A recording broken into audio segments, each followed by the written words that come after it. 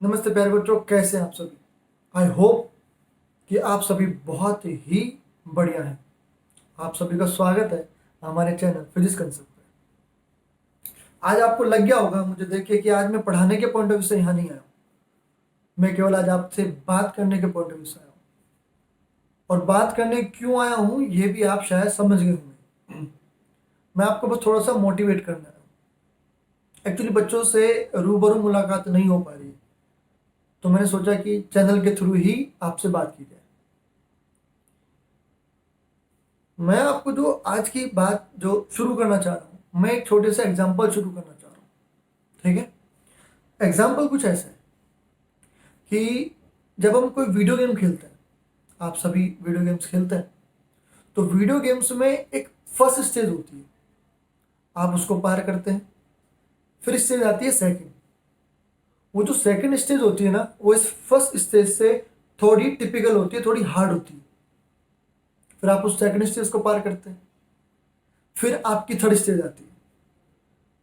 फिर आप उस थर्ड स्टेज को पूरी की पूरी मेहनत और पूरा कंसंट्रेशन लगा के पार करते हैं। जैसे जैसे स्टेज बढ़ती जाती है वैसे वैसे जो हर्डल है, जो कठिनाइयां हैं, वो बढ़ती हैं स्टेज पे।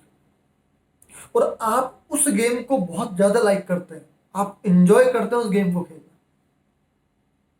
अगर मान लो गेम ऐसा हो कि फर्स्ट जो स्टेज थी वो नॉर्मल और इजी थी, सेकंड उससे भी ज्यादा इजी आई, और थर्ड तो बहुत ही इजी आई, तो आप ही लोग उस गेम को खेलना छोड़ दोगे।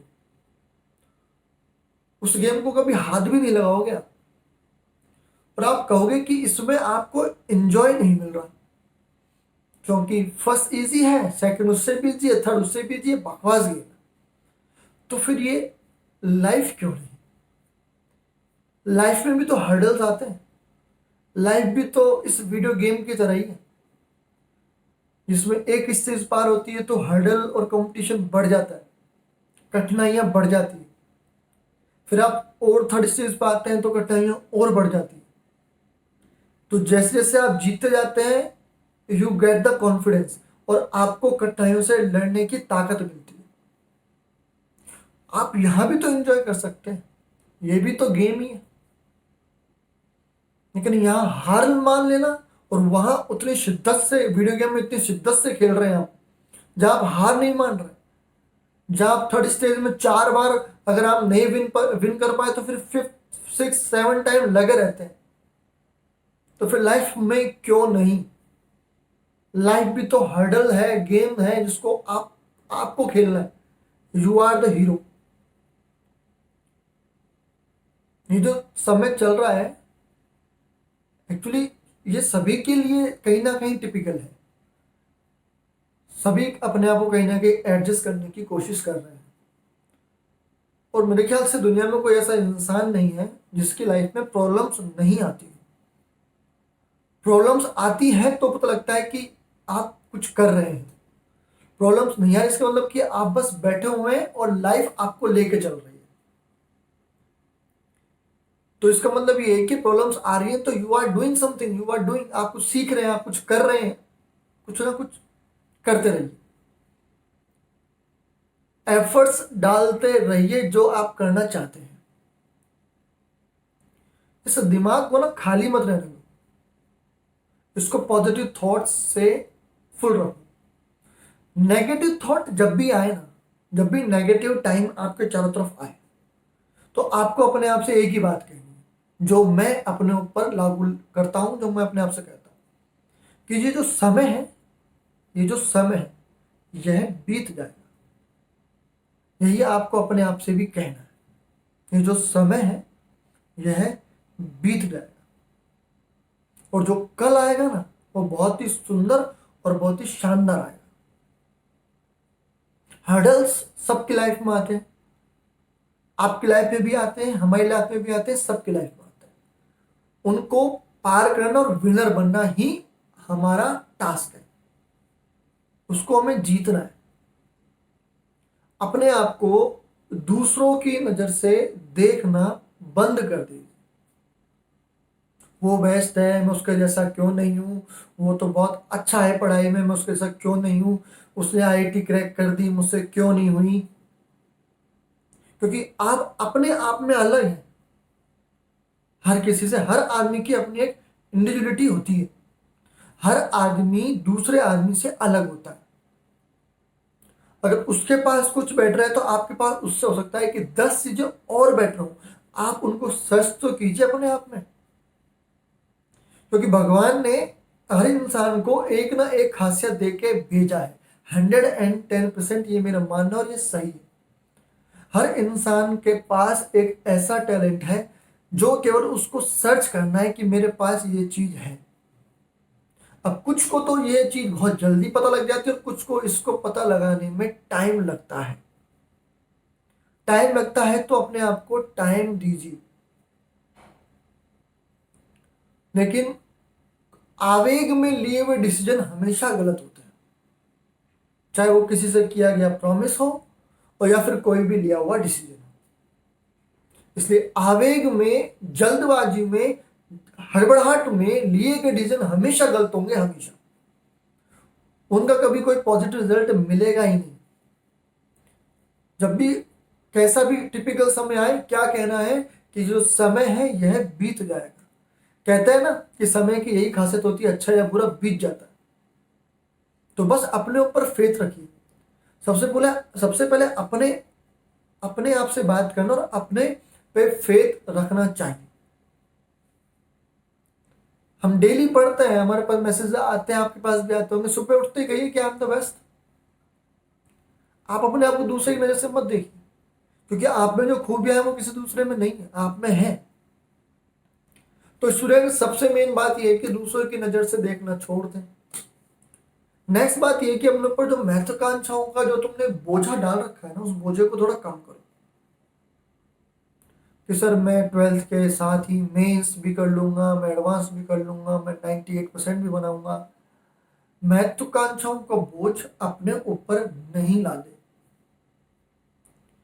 कहने का मतलब ये है कि मैं यूं नहीं कह रहा कि आप प्रयास ना करें, प्रयास जरूरी है। लेकिन केवल ओवर थिंकिंग जो तुम करते हो ना, वो ओवर थिंकिंग डेडली है। वो सही नहीं है किसी भी स्टूडेंट के लिए। कि केवल आप सोच रहे हैं कि मैं ऐसा करूंगा, मैं ऐसा कर लूंगा, मैं अब ये करूंगा, मैं वो करूंगा, और तुम कर कुछ नहीं रहे हो। तुम केवल बैठे बैठे केवल ओवर थिंकिंग कर रहे हो। ओवर थिंकिंग से बेटा कभी जिंदगी में किसी को रिजल्ट मिला ही नहीं है, तो तुम कौन? आपको उसको एग्जीक्यूट करना पड़ेगा। आपको उसके लिए मेहनत करनी पड़ेगी। आप मेहनत करते रहिए। आपका जो कर्म है ना, वो मेहनत करना है। रिजल्ट कैसा आएगा वो सेकंड चीज होती है हमेशा, दुनिया में किसी भी इंसान के लिए। आपने अपना 100% दिया ना, अगर आप अपने 100% सेटिस्फाई हो ना, तो रिजल्ट डजंट मैटर यार। क्योंकि अगर रिजल्ट आपके अकॉर्डिंग नहीं आए तो इसका मतलब कि आपने जो 100% मेहनत की है ना, वो जिस मुकाम को पाने के लिए आप मेहनत कर रहे हैं वो अभी उतनी 100% है नहीं। उसके लिए अभी और गुंजाइश है। तो वो उस गुंजाइश पे और वर्कआउट कीजिए और मेहनत कीजिए। हम इंसान हैं, हम हर चीज सीख सकते हैं और हम कुछ भी कर सकते हैं। भगवान ने हमें इतनी शक्तियों के साथ, इतनी पावर के साथ ही भेजा है कि we can think, we can plan. तो जो भी कुछ है ना, हार जीत, सुख दुख, हंसी खुशी, वो सब यहाँ है, इस माइंड के अंदर। इसको ही बैलेंस करके चलना है हमको। ये आपका टास्क है, इसको आपको बैलेंस करके चलना है। ये आपके वीडियो गेम की one of the finest stage है कि इसको बैलेंस करके चलना है और सही पाथ पे लेके चलना है। पॉजिटिव और नेगेटिव दोनों चीज मिलेंगे लाइफ में। आप कौन सी चीज पे ज्यादा फोकस करेंगे वही मैटर करेगी।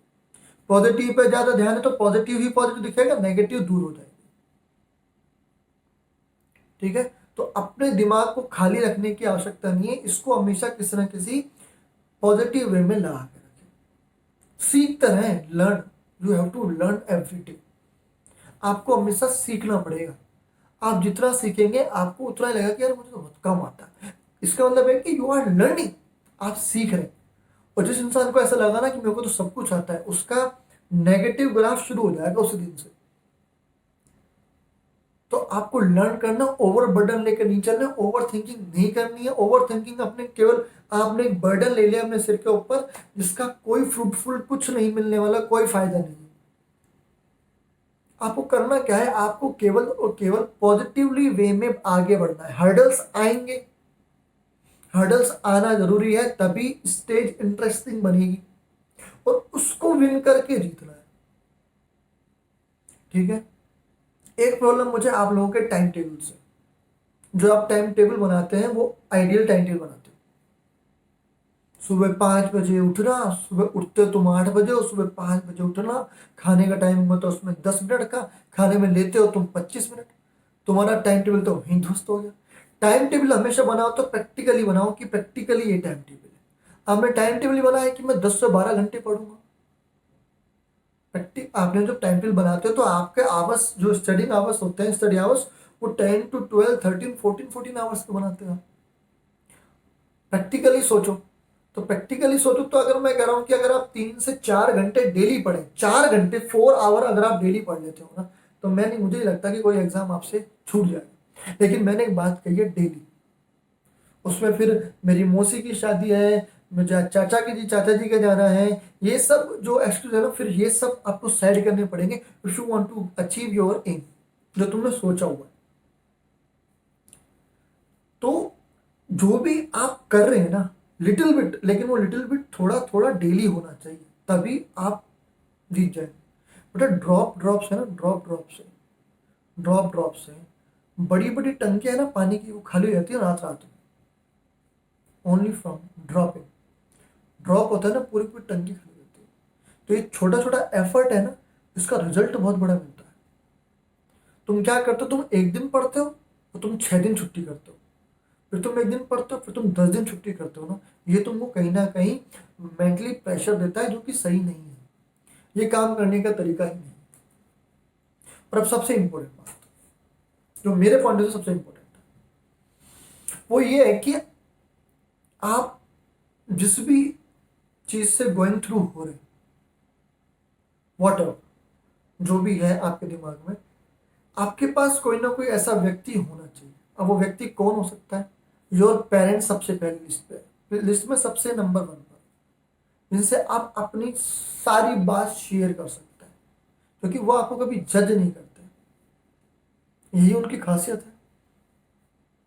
लेकिन आजकल का यूथ पेरेंट्स से दूर भाग रहा है, आई डोंट नो व्हाई। पिताजी इस कमरे में आए तो हम उठ चले, खड़े होके किसी दूसरे कमरे में चले गए। पिताजी उस कमरे में आए तो हम उस कमरे से निकल के किसी और कमरे में चले गए। ये इक्वेशन नॉर्मली मैं देखता हूं, ऐसा नहीं होना चाहिए। आप, आपकी फैमिली आपकी स्ट्रेंथ है, और माता पिता और जो टीचर्स होते हैं, टीचर्स वो ये चाहते हैं कि हमारा जो बच्चा स्टूडेंट है वो हमसे ऊपर जाए, वो नाम कमाए, पैसा कमाए, इज्जत कमाए। ये 3 लोग होते हैं जो हमेशा चाहते हैं कि वो आप अच्छा करें। You can share with them if you are going through something. अगर आप कोई बात करना चाहते हैं, अगर आपके पास, आप कहते हैं कि मेरे 10 बेस्ट फ्रेंड है, तो ये तो एक बेवकूफ़ी वाली बात हो गई। 10 बेस्ट फ्रेंड होते ही नहीं। अगर है तो आई डोंट थिंक सो कि आप उनसे कोई बात शेयर कर सकते हैं। बेस्ट फ्रेंड 1 या 2 होते हैं, आप सभी के होने चाहिए। अब बेस्ट फ्रेंड में कौन आता है?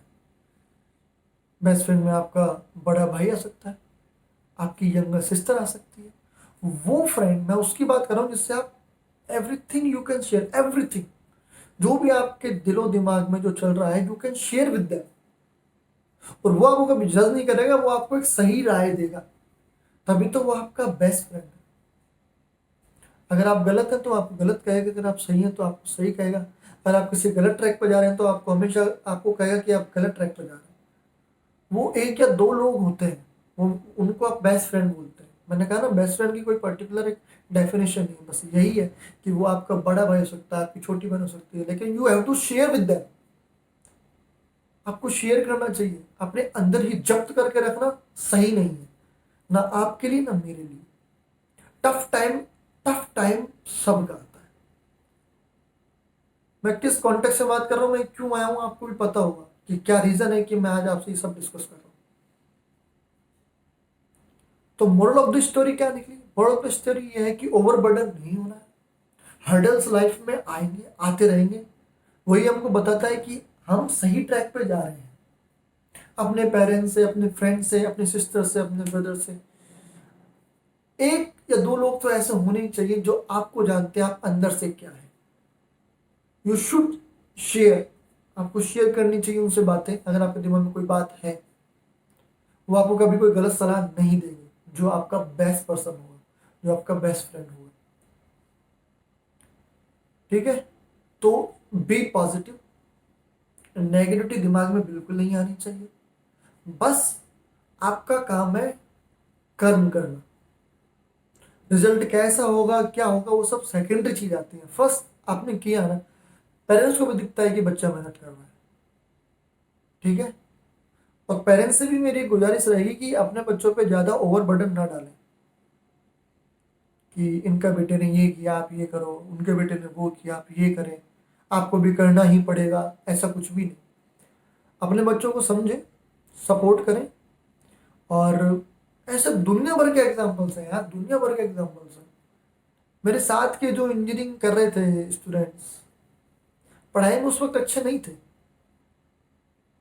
नॉर्मल स्टूडेंट, नॉर्मल मैं नहीं कहूँगा कि कैसे उनसे इंजीनियरिंग की उन्होंने, कैसे बहुत मुश्किल से पास हुए, लेकिन आज वो एक बहुत बड़े एंटरप्रेन्योर हैं यार। मैं जानता हूँ, मेरे फ्रेंड्स हैं जिनको हमेशा लगता था कि यार ये इंजीनियरिंग करके क्यों इनको जॉब नहीं मिलेगी, आज वो जॉब दे रहे हैं। तो कल कितना बेहतरीन होगा ना, वो तुम आज नहीं बता सकते। बस एफर्ट डालते रहो, मेहनत करते रहो, लर्न, सीखते रहो, सीखते रहो, सीखते रहो, सीखते रहो। परफेक्शन कैसे नहीं आएगा यार? आएगा, परफेक्शन जाएगा का। लेकिन एक साथ मल्टीटास्किंग हर चीजें पकड़ने की कोशिश मत करो। मैं इसमें भी बेस्ट हो जाऊं, मैं ये भी कर लूं, मैं वो भी कर लूं, मैं ये भी करना चाहता हूं, मैं वो भी कर। फर्स्ट एक चीज पकड़ो, उस पर वर्कआउट करो, सीखो, आगे बढ़ो, सीखो, आगे बढ़ो, सीखो, आगे बढ़ो। कभी जीतेंगे, कभी हारेंगे, कभी जीतेंगे, कभी हारेंगे। जीतेंगे तो वेल डन, हारेंगे तो सीख मिलेगी, फिर अच्छा करेंगे। गेटिंग पॉइंट, सारे पॉइंट मेरे ख्याल से क्लियर होने चाहिए। तो बिल्कुल भी टेंशन, ओवरबर्डन होने की आवश्यकता नहीं है। बी हैप्पी, फ्री माइंड से पढ़ाई कीजिए, मेहनत कीजिए। आपके हाथ में मेहनत करना है, कर्म करना है। रिजल्ट जो भी हो, आपने कुछ ना कुछ सीखा, ठीक है।